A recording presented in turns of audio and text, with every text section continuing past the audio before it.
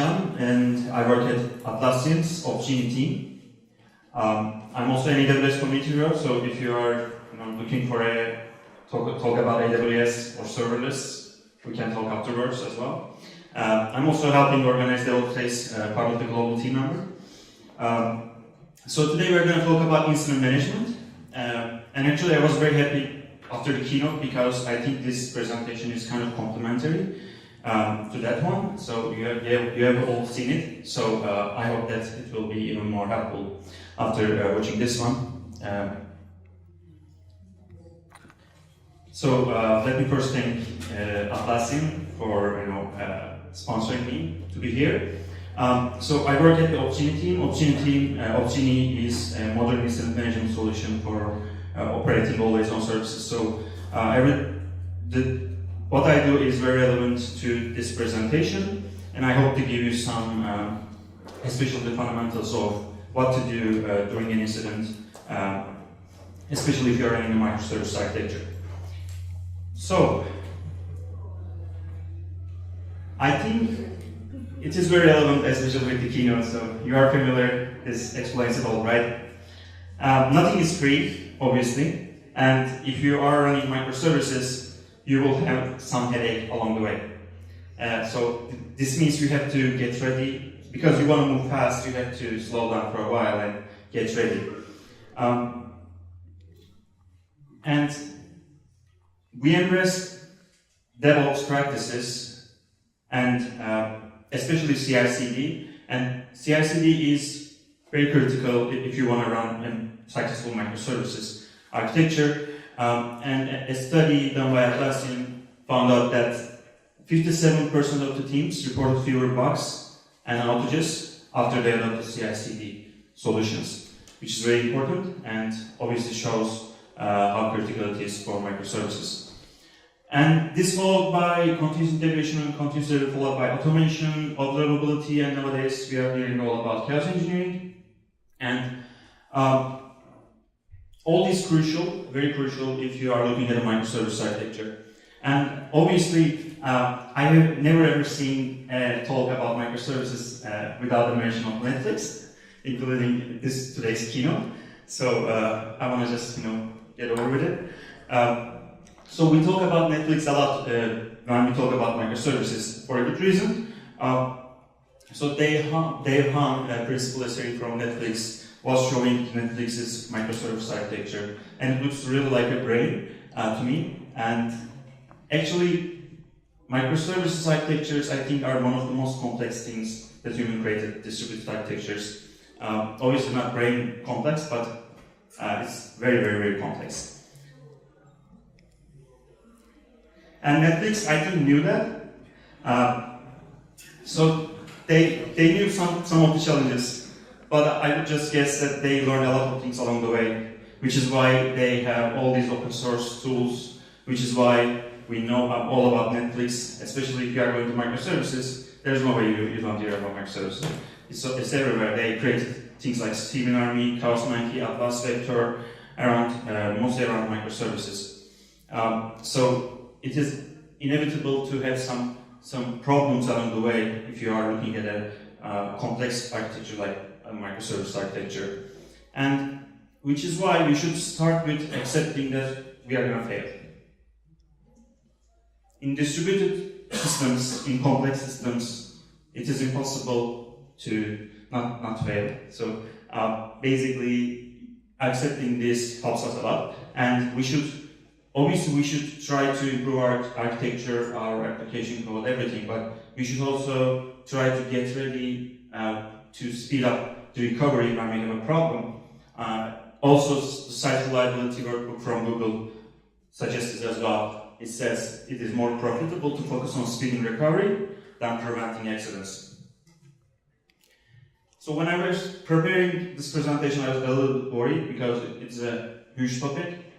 So if I wanted to talk about like major incident management lifecycle, I had to talk about all these. But I'm glad that I just put the microservice keyword in there. So I'm gonna talk about 5 important things that I think more relevant to microservices. But I think even if you don't run microservices, everything I'm going to talk about today is relevant to you if you are running something on production.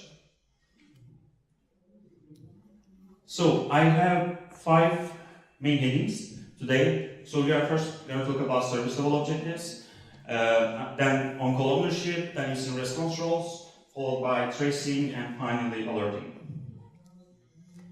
So who heard about service level objectives here? Only one? Okay, now I'm happy. So now you're gonna learn something.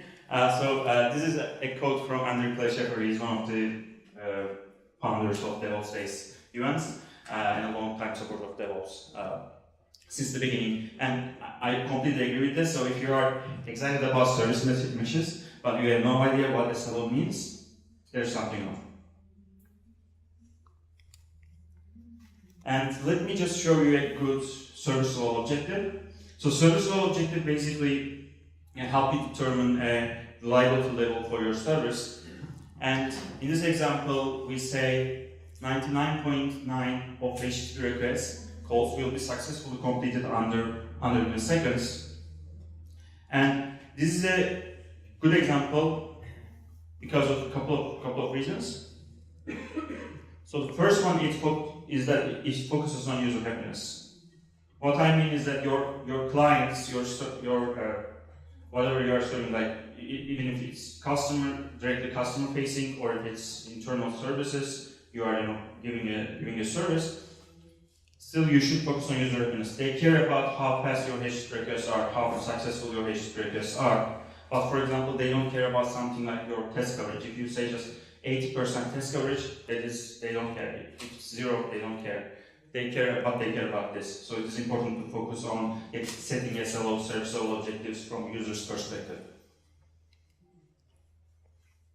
So the second one is that basically saying that we aim 100% is wrong in all cases. Even if you are saying like availability, reliability, security, whatever it is, you are going to fail. So don't start with 100%. Start with the minimum number you can that is acceptable for your user happiness. So above this number, your users should be happy overall, but below the number, they should start complaining and maybe quitting.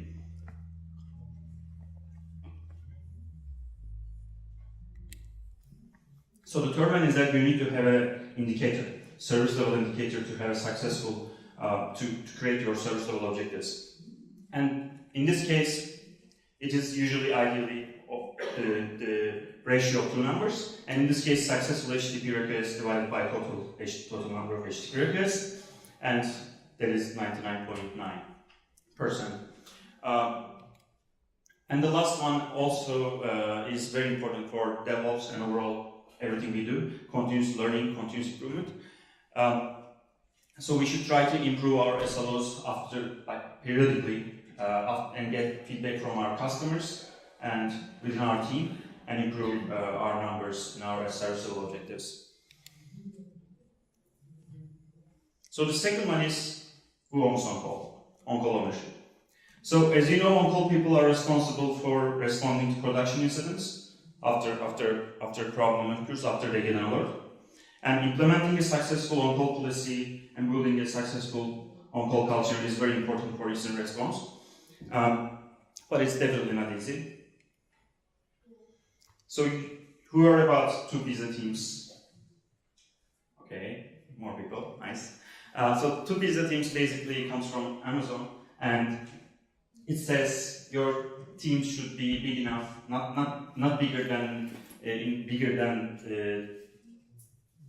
that they can be fed with 2 pizzas. So depends on who is in your team. So it can be 2 people or 8 people, but not bigger than people who can have 2 pizzas.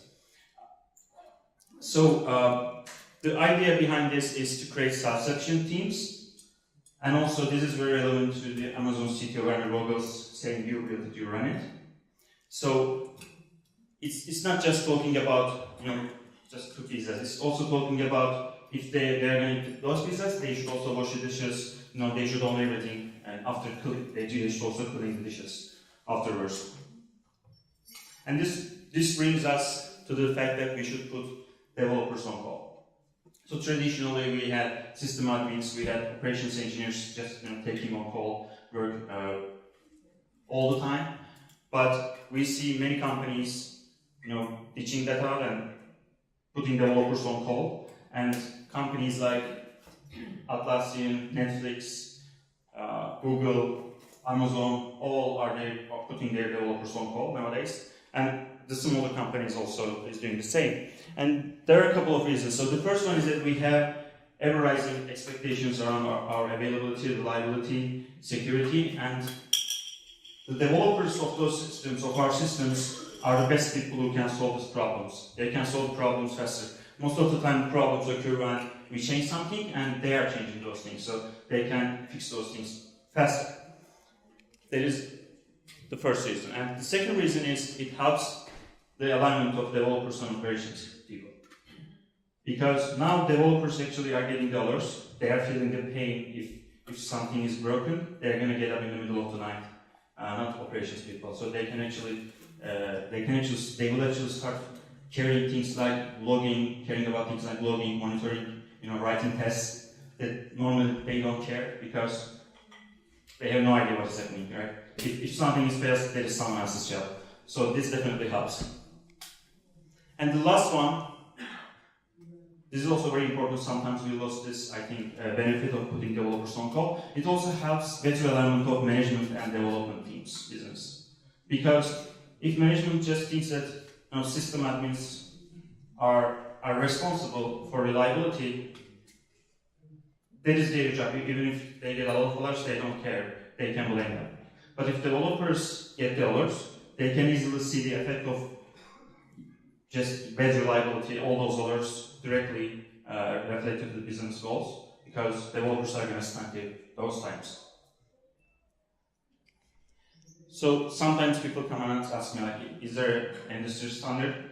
Well, I talk with a lot of different companies, and it is different for pretty much every company. Even if they have 5 employees or 1,000 employees, it can change drastically. It is actually up to your maturity level, how you want to manage that, whether you are ready or not. But we see trends going towards putting developers on call. And Amazon, I started this for a long time ago, and they have, let's say, total ownership. So they expect everything from developers of those services. So if it's a, let's say, tool that is used by other developers, that is also a service, so they should take responsibilities of everything about their service as well. Basically, if there's something that the team created, they're responsible for everything. In Google's case, they have SREs, site reliability engineers. So site reliability engineers are a bit different. So they usually get on-call responsibilities for only services that are proven to be resilient. For example, let's say Microservices is resilient, it doesn't create a lot of dollars, and they take on-call responsibilities. And also developer teams can request after some time, after they think that it's ready, the service is actually beginning to scale, they can request help from an SRE.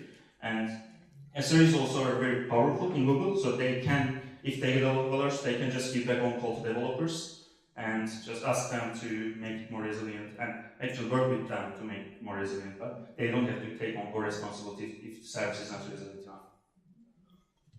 So we follow slightly more similar, I think, approach to Amazon.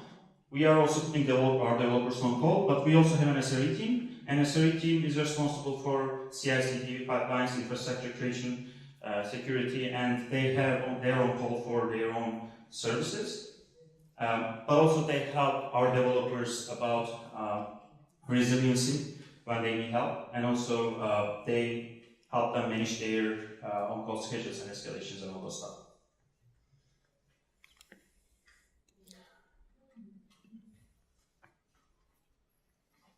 But it is very important to point out that,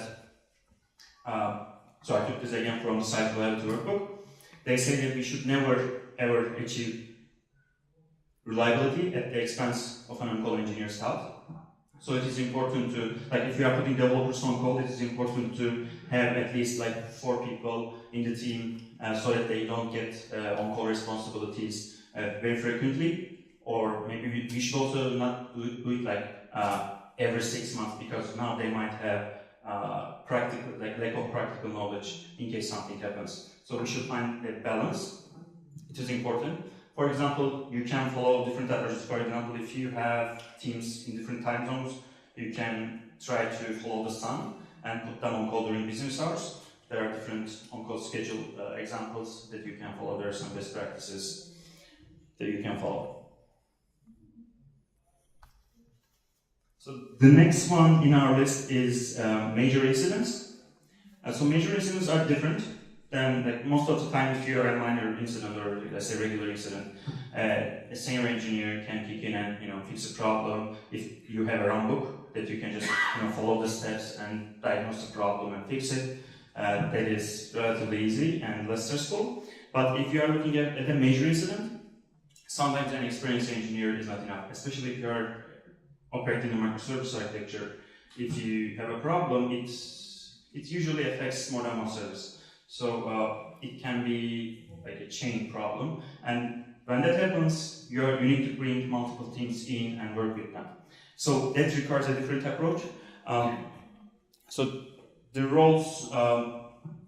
So I learned a lot from this book called Incident Management for Operations. So I'm going to recommend it at the end as well, but let's mention it here as well. So the book is about how US firefighters apply command and control system to major incidents and how they manage those catastrophic big impact incidents and apply those practices to IT projects, because it's very similar in many ways. And they have what they call, as the name implies, who's basically the person in charge is called incident commander.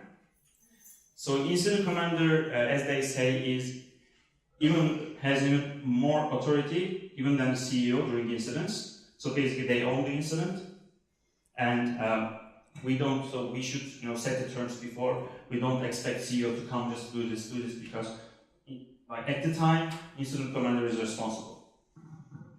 And obviously this requires some training before, and we expect from incident commander to be very direct and clear in language.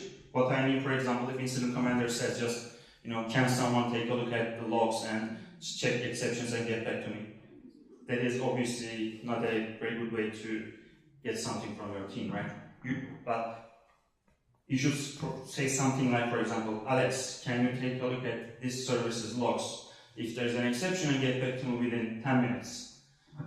That is a lot better than just, putting some sentence over there and expect someone to get back to you in a very crowded incident situation. Because you have a lot of team members, so you have to be very direct and clear in your language. So you have to give some training to incident commanders, especially. So the second role is communications officer. So this is actually something that we at Obsidian we try to automate. So we try to automate the communications with the stakeholders, because during incidents, even though the most important thing obviously is to solve the problem, stop the bleeding and solve the problem, it is also important to communicate the problem with our stakeholders. Either it be our clients, like internal clients, it will be our end users, whatever it is. We have different stakeholders. It can be customer success team or even management. So during major incidents, it is useful to have someone with the title communications officer, so that he or she can handle the communications with the stakeholders and responders. What I mean is that usually it comes as entering the status page entries, either it's internal or external. But obviously it is better if you can automate all this, because it's already messy, so automation helps in this case a lot. So the third one is scribe. So scribe basically writes everything, what happened at what time. Is responsible for documenting all the incident response process during the incident. Again, tools like Obsidian, we try to record all the actions on the alert, but sometimes it's not enough. People just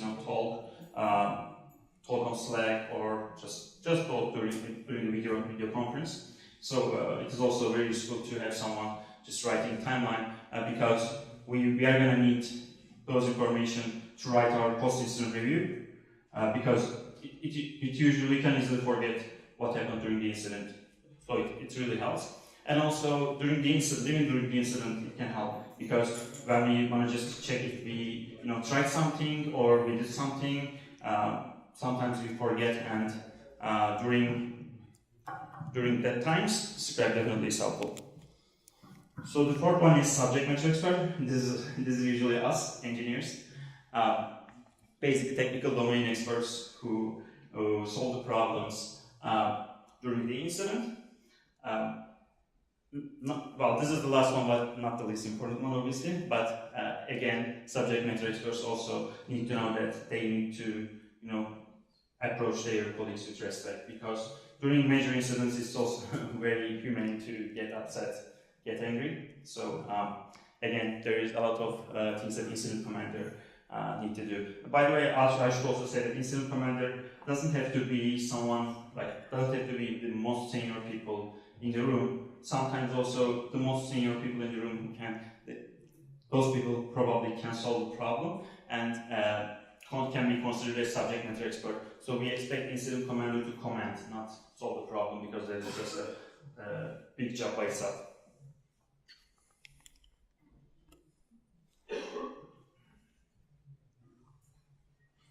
So monitoring is one of the big challenges in microservices.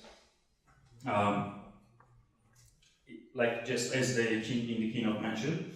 But it is essential to debug the problems. And when things go wrong, it is important to also stay as simple as possible, because it's already complex, so we don't want to make it worse. So that is why the tracing word is very popular nowadays. Tracing is a powerful way of observing what is happening in a microservice or an entire system. It usually gives us time series of data, and also if you are curious about this, for example, you can take a look at OpenTracing, Zipkin, Jaeger, OpenCensus, or I'm going to give you some example from X-Ray because we use X-Ray and I know more about X-Ray, so I'm just going to use screenshots from X-Ray while giving the examples. But it's also important to point out that we should try to avoid writing the traces by hand. We should try to inject, for example, library, and we should do this automatically if possible. But also sometimes it is useful to add some additional data on the traces. But it should be easy as well. So if you are just regular old days, if you are writing monitoring code like a regular code, it's also a burden on yourself. So try to do this automatically. So this is again example from AWS X-Ray tool. And in this example, for example, we have segments, subsegments. There is a term for equivalent of traces within the AWS X-Ray, distributed tracing solution of AWS. And they basically do it by hand, begin the statement, catch the exception, and write everything by hand. Obviously, this has some use cases, but this is something that we should try to avoid while tracing our application code. So instead, we should try to do it automatically. For example, we could just inject a global recorder and it can trace everything, or we can just add an annotation onto the service and just add some configuration, just sometimes trace all the service level classes, repository level classes, or line by line tracing. So it should be all possible, and with just one configuration or just one annotation, it should be easy to trace what we want. For example, in this case, by injecting this, we could just every request going through DynamoDB, we could just trace them without writing any code from our microservice.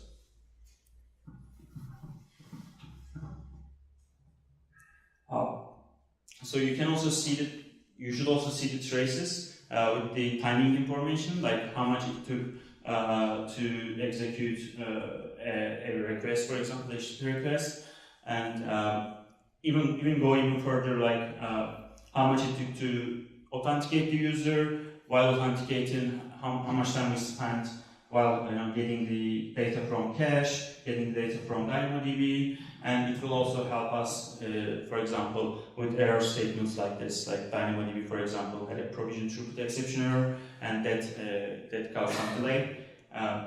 Distributed tracing, automated distributed tracing, definitely is very useful during this kind of problems.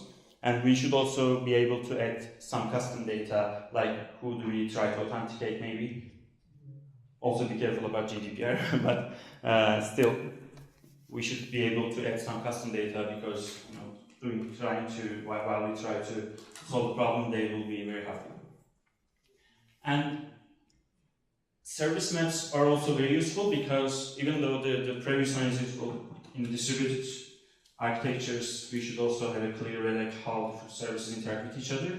There are different services that has the same capabilities. Open source tools are also supporting this kind of views. But again, this is very useful because we have all those dependencies, and seeing them in a clear way in a map helps us a lot while we try to debug the problem. So, the last one, as we talked about monitoring, we are going to talk about alerting. This is the last one, but not the least important one for incident management, because alert fatigue is one of the reasons that people fail at doing a good job in incident response. And the question often becomes whether we page or create a ticket. And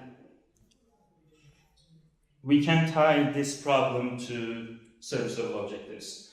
So we can just use service level objectives while we decide when should we alert. And Google SLA book, if you read it or not, I'm not sure, but has an entire section just talking about how we can alert using how we can create alerts using the service level objectives.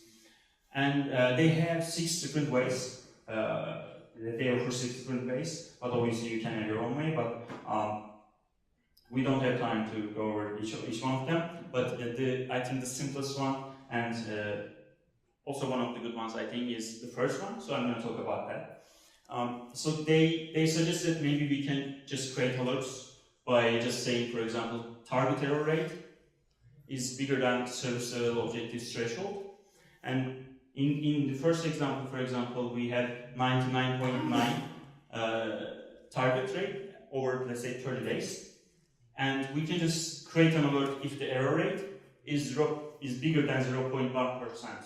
So our error budget. So we can be actually down 0.1% of the time. And we in this case, we decided to create an alert if our error rate within 10 minutes is bigger than 0.1. So there are some pros and cons to this approach, like the other ones.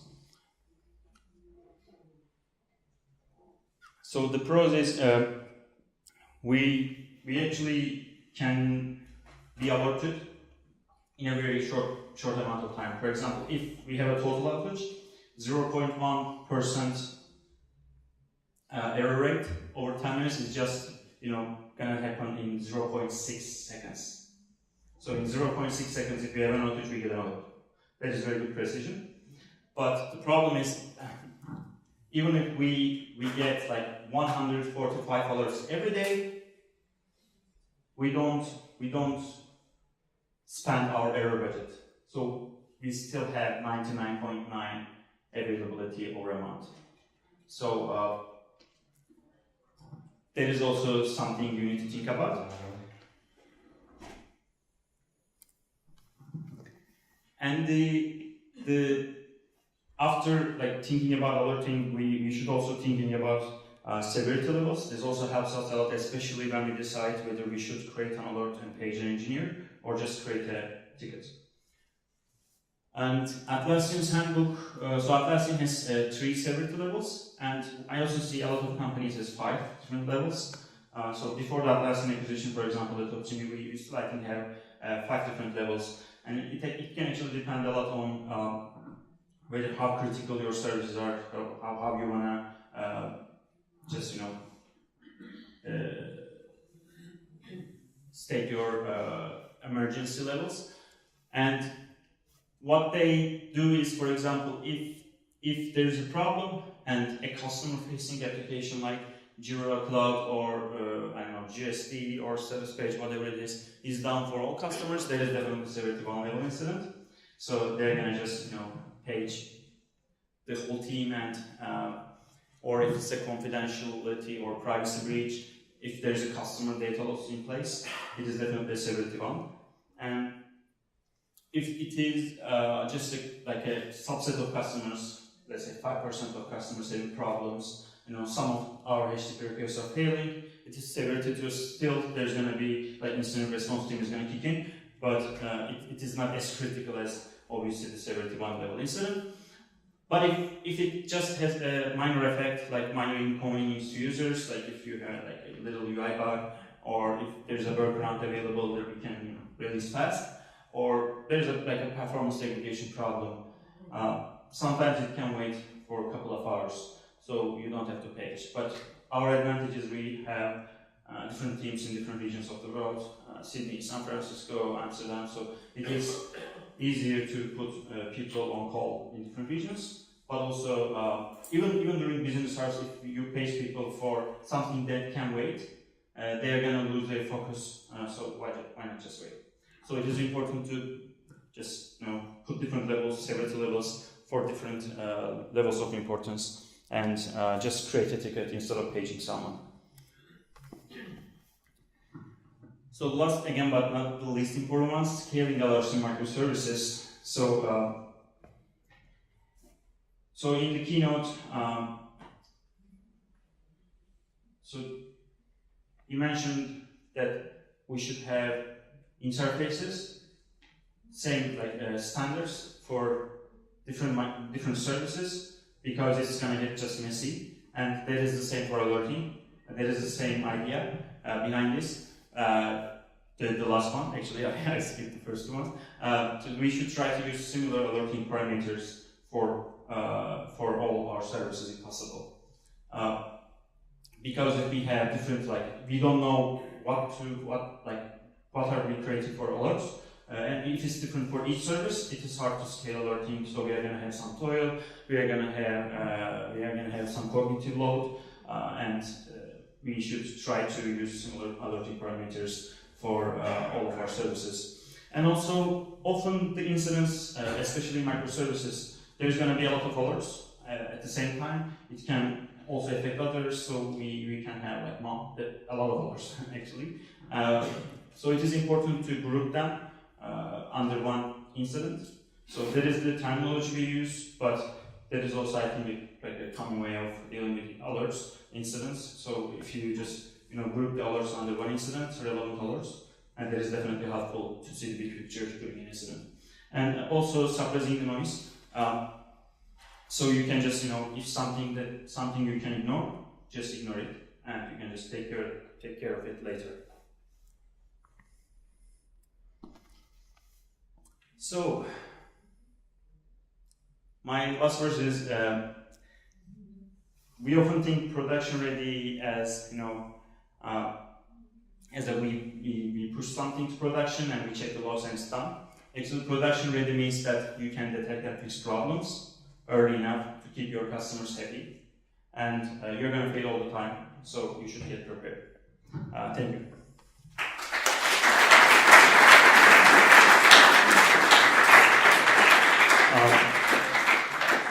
Also, these are useful links. The site reliability workbook, and also I really like the Increments Strikes magazine.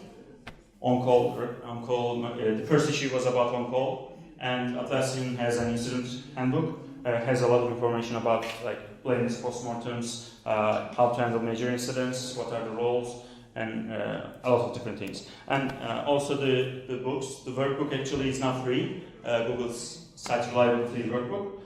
This is the second version, so it has more depth information than the first one.